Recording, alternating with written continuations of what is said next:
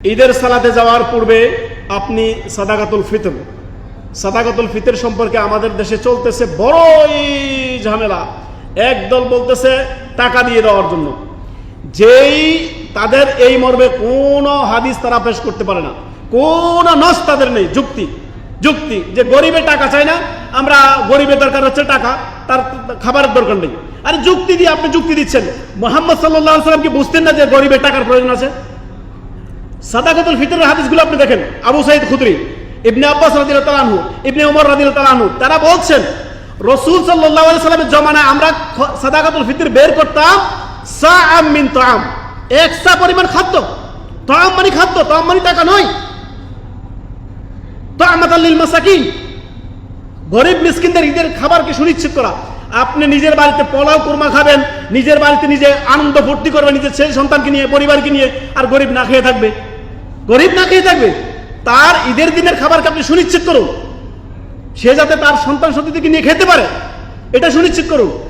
আপনি এত বড় দয়াবান হয়ে গেছেন যে আপনি টাকা দিয়ে ফিতরা দিতে চাচ্ছেন, অথচ মুহাম্মদ সাল্লাল্লাহু আলাইহি ওয়াসাল্লাম বলছেন সাআম মিন তাআম, এক সা পরিমাণ খাদ্য দ্রব্য দ্বারা হবে 3 কেজি মাথা পিছু করে সাদাকাতুল ফিতর বের করবেন।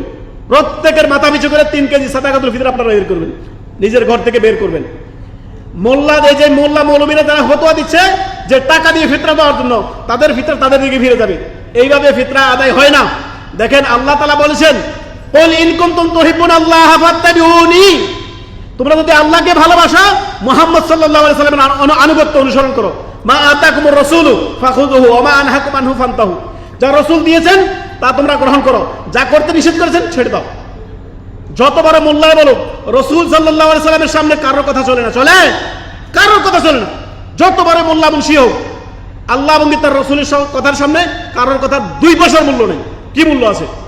নবী সাল্লাল্লাহু আলাইহি সাল্লাম বলেছেন সাদাকাতুল ফিতর হবে খাদ্য দিয়ে, আমরা সাদাকাতুল ফিতর খাদ্য দিয়ে দিব। আপনি হাদিসে আসছে কিশমিশের কথা, কিশমিশ দিতে পারেন, খেজুর দিতে পারেন, পনির দিতে পারেন, আপনি অন্যান্য যে খাবারগুলো আসছে সেগুলো দিতে পারেন।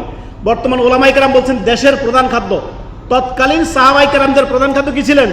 এগুলোই ছিলেন। এখন আপনার আমার প্রধান খাদ্য কি? পৃথিবীর অধিকাংশ মানুষের প্রধান খাদ্য হচ্ছে ভাত, তারা ভাত খাচ্ছে। অর্থাৎ চাউল আপনারা মাথা পিছু করে 3 কেজি করে চাউল দিয়ে ফিতরা ঈদের সালাতে যাওয়ার পূর্বে আপনার ফিতরা আদায় করবেন। খেয়াল রাখবেন, ঈদের সালাতের পরে যদি কেউ সাদাকাতুল ফিতর আদায় করে, সেটা সাদাকাতুল ফিতর হিসাবে গণ্য হবে না, সেটা সাধারণ সাদাক হিসাবে গণ্য হবে। সাদাকাতুল ফিতর বলে এটা গণ্য হবে না। অতএব ঈদের সালাতে যাওয়ার আগেই 1-2 দিন আগে ওলামায়ে কেরাম বলেছেন, সহিহ বুখারীর একটি রওয়ায়াত রয়েছে, আপনারা দিতে পারেন 1-2 দিন আগে সাদাকাতুল ফিতর। সবচেয়ে উত্তম হচ্ছে ঈদের সালাতে যাওয়ার পূর্বে আগেখানে আপনি আপনার সাদাকাতুল ফিতর আদায় করে ঈদের সালাত পড়তে যাবেন।